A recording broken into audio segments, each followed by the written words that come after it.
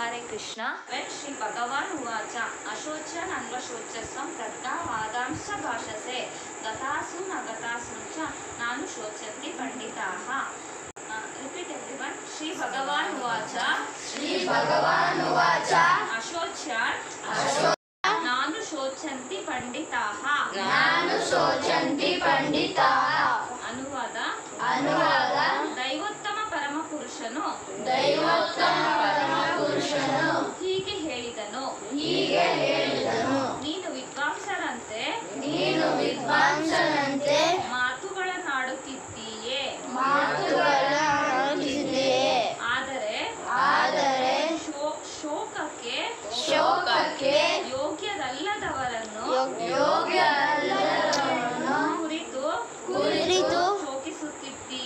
ಶೋಕಿಸುತ್ತಿದ್ದೀಯೇ. ಪಂಡಿತರು ಸತ್ತವರಿಗಾಗಲಿ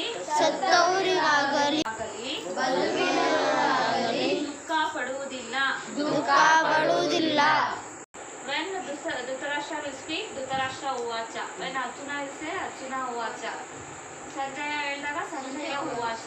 ಆದ್ರೆ ಕೃಷ್ಣ ಹೇಳಿದಾಗ ಶ್ರೀ ಕೃಷ್ಣ ಉವಾಚ ಅಂತ ಇಲ್ಲ, ಶ್ರೀ ಭಗವಾನ್ ಉವಾಚ ಅಂತಿದ್ದಾರೆ. ಯಾಕೆಂದ್ರೆ ಅವರೇ ಭಗವಂತ ಅಂದ್ರೆ ಎಲ್ಲ ಐಶ್ವರ್ಯಗಳನ್ನ ಹೊಂದಿರುವಂತವ್ರು, ಅವ್ರನ್ನ ಭಗವಂತ ಅಂತ ಕರೀತಾರೆ. ಪಾಠಲ್ಲೇ ನಾವು ಡಿಸ್ಕಸ್ ಮಾಡಿದ್ವಿ ಕೃಷ್ಣ ಹೇಗೆ ದೈವೋತ್ತಮ ಪರಮಪುರುಷ ಅಂತ. ಕೃಷ್ಣ ಎಷ್ಟು ಸುಂದರವಾಗಿ ಹುಟ್ಟಿರ್ತಾರೆ ಅಂದ್ರೆ ಇದು ಬ್ರಹ್ಮ ಸಂಹಿತೆಯಲ್ಲಿ ವೇಣು ಕೊಣಂತ ಮರವಿಂದ ದಲಾಯತಾಕ್ಷ ವಸಂತ ಮಸ್ತಾಂಬುದ ಸುಂದರಾಂಗಂ ಕಂದರ್ಪಕೋಟಿ ಕಮನೀಯ ವಿಶೇಷ ಶೋಭಂ ಗೋವಿಂದಮಾದಿ ಪುರುಷಂ ತಮಹಂ ಭಜಾಮಿ. ವೇಣು ಕೊಣಂತಂ ಅಂದ್ರೆ ಕೊಳಲ್ನ ಇಟ್ಕೊಂಡು ತುಂಬಾ ಸುಂದರವಾಗಿರೋ ತಾವರೆ ಹೂವಿಗೆ ಕೃಷ್ಣನ ಹೋಲಿಸ್ತಾ ಇದ್ದಾರೆ. ಅಷ್ಟು ಚೆನ್ನಾಗಿದ್ದಾರೆ ಕೃಷ್ಣ. ಎಲ್ಲದಕ್ಕಿಂತ ಸುಂದರವಾಗಿರೋರು ಕೃಷ್ಣ, ಎಲ್ಲರಿಗಿಂತ ಐಶ್ವರ್ಯ.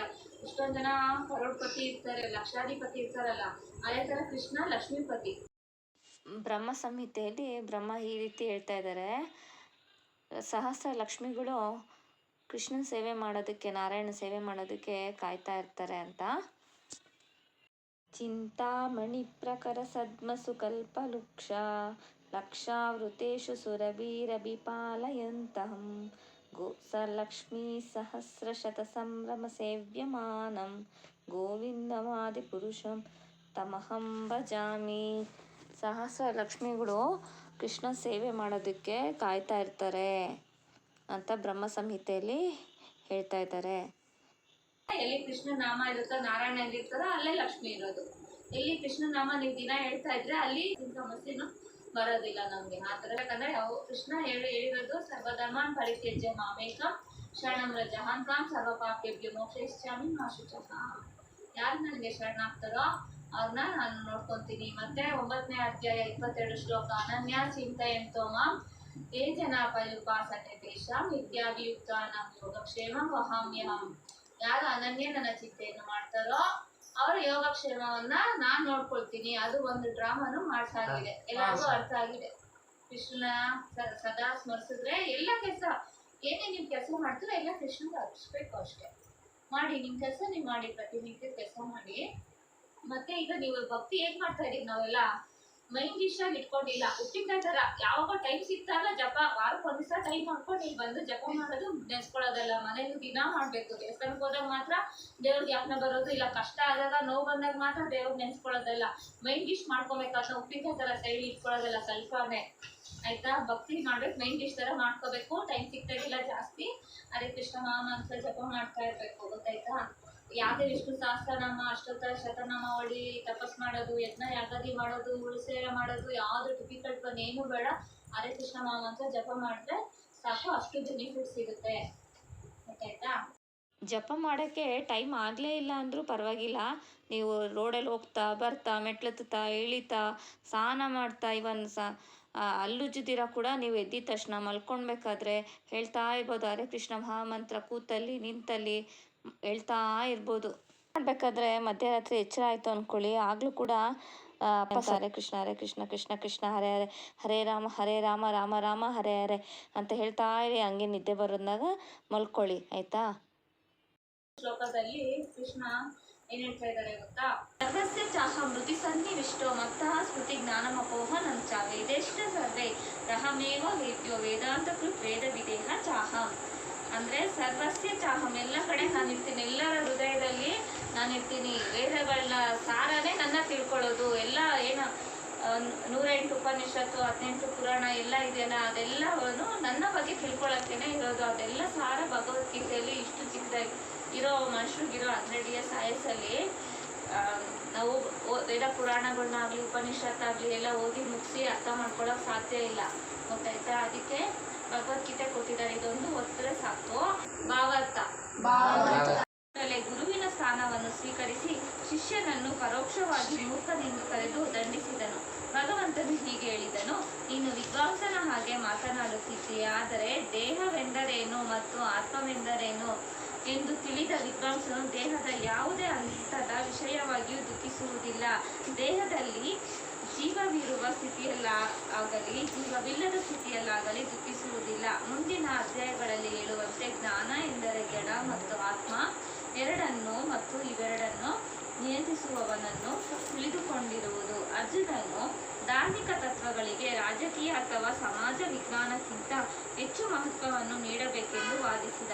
ಆದರೆ ಬೌದ್ಧ ದ್ರವ್ಯ ಆತ್ಮ ಮತ್ತು ಪರಸ್ಪರದ ಜ್ಞಾನವು ಧಾರ್ಮಿಕ ಸೂತ್ರ ಸಂಗ್ರಹಗಳಿಗಿಂತ ಮುಖ್ಯ ಎಂದು ಅವನಿಗೆ ತಿಳಿದಿರಲಿಲ್ಲ. ಈ ತಿಳುವಳಿಕೆ ಇಲ್ಲದಿರುವುದರಿಂದ ಅವನು ತಾನೊಬ್ಬ ದೊಡ್ಡ ಪಂಡಿತ ಎನ್ನುವ ಸೋಗನ್ನು ಹಾಕಬಾರದಿತ್ತು.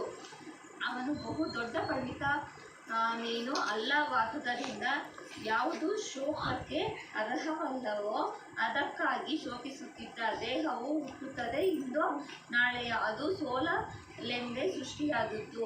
ಆದುದರಿಂದ ದೇಹವು ಆತ್ಮದಷ್ಟು ಮುಖ್ಯವಲ್ಲ.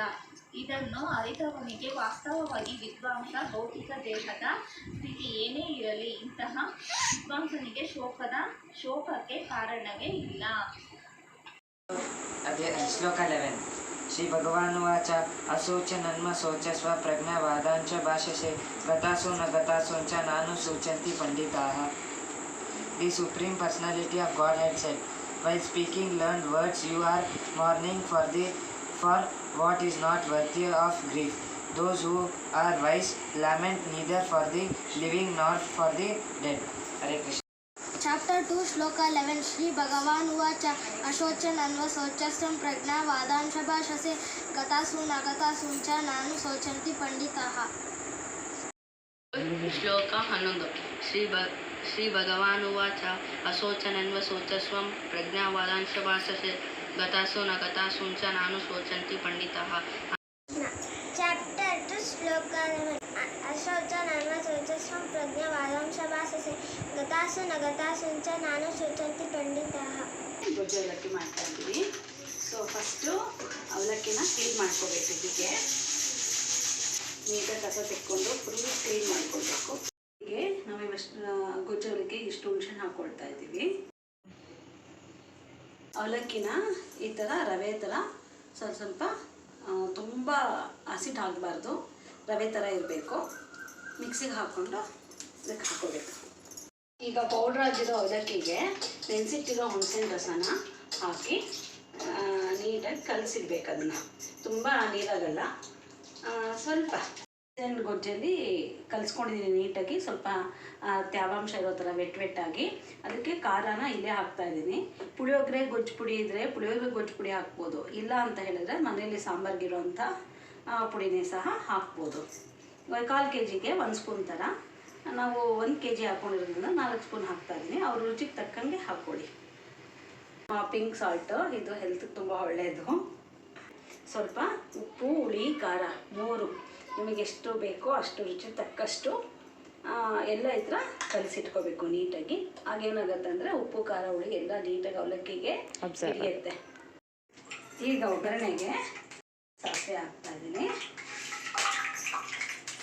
ಸಾಸಿವೆ ಚಿಟಪಟ ಅಂದಮೇಲೆ ಕಡಲೆಕಾಯಿ ಬೀಜ ಹಾಕ್ತೀನಿ. ಬೀಜ ಸ್ವಲ್ಪ ಜಾಸ್ತಿನೇ ಹಾಕ್ಕೋಬೋದು. ಆಮೇಲೆ ಕಡಲೆಬೇಳೆ ಹಾಕ್ತೀನಿ, ಅದು ಬ್ರೌನಿಶ್ ಆದಮೇಲೆ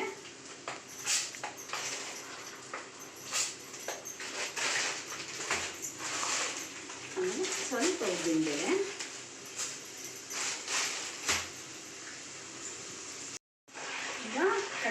ಉದ್ದಿನಬೇಳೆ, ಕಡಲೆಬೇಳೆ ಎಲ್ಲ ಸ್ವಲ್ಪ ಹುರಿದ್ಮೇಲೆ ಸ್ವಲ್ಪ ಎಲ್ಲ ಕೆಂಪು ಆದಮೇಲೆ ಕ್ರಿಸ್ಪಿ ಇರಬೇಕು. ಆಮೇಲೆ ಒಣಮೆಣಸಿನ್ಕಾಯಿ ಹಾಕ್ಕೋಬೇಕು, ಕರಿಬೇವು ಹಾಕ್ಕೋಬೇಕು,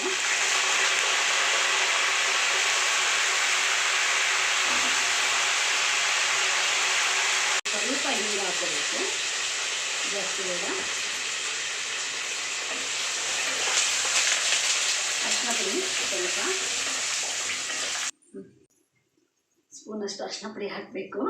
ಒಂದು ಅರ್ಧ ಸ್ಪೂನ್ ಉಪ್ಪು ಹಾಕ್ಕೊಳ್ಬೇಕು, ಇಲ್ಲಾಂದರೆ ಸಪ್ಪೆ ಬರುತ್ತೆ.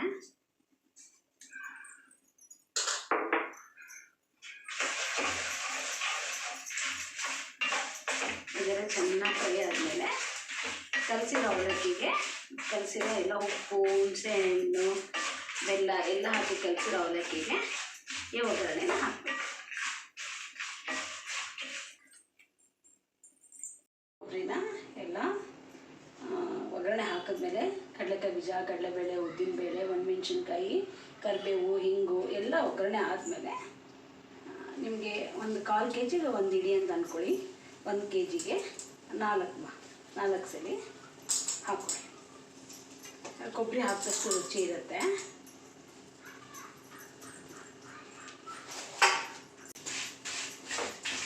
ಎಲ್ಲ ನೀಟಾಗಿ ಒಗ್ಗರಣೆ ಜೊತೆಗೆ ಕೊಬ್ಬರಿ ಸಹ ಮಿಕ್ಸ್ ಮಾಡ್ಕೊಳ್ಳಿ. ಮಿಕ್ಸ್ ಮಾಡ್ಕೊಂಡ್ಮೇಲೆ ಸ್ವಲ್ಪ ತಣ್ಣಗಾದ್ಮೇಲೆ ನೆಂದಿರೋ ಅವಲಕ್ಕಿಗೆ ಫುಲ್ಲಾಗಿ ಕಲಿಸ್ಕೊಳ್ಳಿ. ಹುಣಸೆಹಣ್ಣು, ಬೆಲ್ಲ, ಖಾರ ಎಲ್ಲ ಒಂದು 20 ನಿಮಿಷ ಆಯಿತು ನೆನೆಸಿ ಎಲ್ಲ ಕಲಸಿಟ್ಕೊಂಡಿದ್ದೀವಿ. ಸೊ ಏನು ಕಲಿಸ್ತೀವಿ ಅಂದರೆ ಎಲ್ಲ ನೀಟಾಗಿ ಉಪ್ಪು, ಹುಳಿ, ಖಾರ ಎಲ್ಲ ನೀಟಾಗಿ ಚೆನ್ನಾಗಿ ಇಟ್ಕೊಳ್ಳುತ್ತೆ. ಇದೆಲ್ಲ ಕಲಸಾಯಿತು. ಇವಾಗ ಒಗ್ಗರಣೆಗೆ ಇದೆಲ್ಲ ಹಾಕೋತೀವಿ. ಸೊ ಇದೆಲ್ಲ ಹಾಕೊಂಡ್ಮೇಲೆ ಚೆನ್ನಾಗಿ ಟೇಸ್ಟ್ ಬರುತ್ತೆ.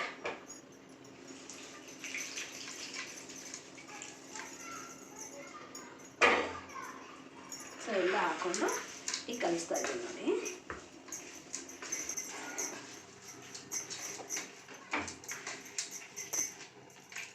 ನೀಟಾಗಿ ಎಲ್ಲನೂ ಚೆನ್ನಾಗಿ ಮಿಕ್ಸ್ ಮಾಡ್ಕೋಬೇಕು. ಮಿಕ್ಸ್ ಮಾಡಿ ಹಾಕಿ ಎಲ್ಲ ಅವಲಕ್ಕಿ ಕಲಿಸಿದ್ಮೇಲೆ ಸ್ವಲ್ಪ ಒಂದು 5 ನಿಮಿಷ ಬಿಸಿ ಮಾಡಬೇಕು. ಬಿಸಿ ಮಾಡಿ ಕಲಿಸಿದಾಗ ನೋಡೋಕ್ಕೆ ಚೆನ್ನಾಗಿರುತ್ತೆ ಮತ್ತು ತಿನ್ನೋಕ್ಕೂ ರುಚಿಯಾಗಿರುತ್ತೆ. ಬಿಸಿ ಮಿಕ್ಸ್ ಆಗಿ ಬಿಸಿ ಎಲ್ಲ ಆದಮೇಲೆ ಇಳಿಸ್ಕೊಂಡ್ಮೇಲೆ ಸ್ವಲ್ಪ ಕೊತ್ತಂಬರಿ ಹಾಕೋಬೇಕು. ಸ್ವಲ್ಪ ತಣ್ಣಗಾದ್ಮೇಲೆ ಬೆರೆಸ್ಕೊಳ್ಬೇಕು.